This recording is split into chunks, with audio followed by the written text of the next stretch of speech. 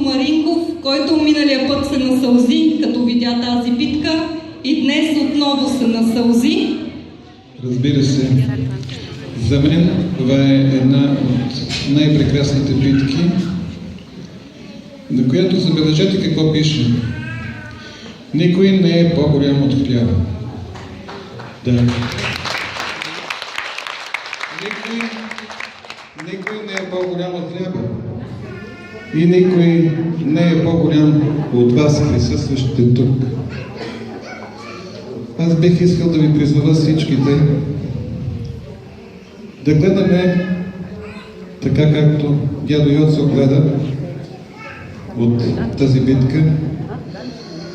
Да гледаме не през неговите очи, защото той е бил сляп и е гледал със сърцето и душата си. Нека отворим душите си, нека отворим сърцата си и да гледаме и да се радваме на малките елементарни неща. Какво по-хубаво от това, че живеем в този прекрасен район? Какво по-хубаво от това да се събуждаш сутрин в Лакатник и да гледаш изгрева по лакатнишките скали? Боже Господи, това е прекрасно! Бъдете живи и здрави! Продължавайте тая традиция. Пренесете я напред в вековете. И нека след още 100 години нашите поколения да се радват на това. Благодаря ви, че сте тук. Бъдете живи и здрави. Обичам ви безкрайно, много ви обичам. Благодаря ви.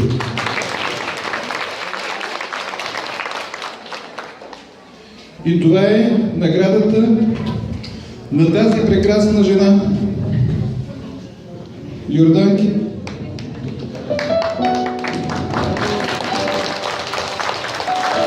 Нямам долу. Ще разказа, че не мога повече да говоря. Благодаря ти.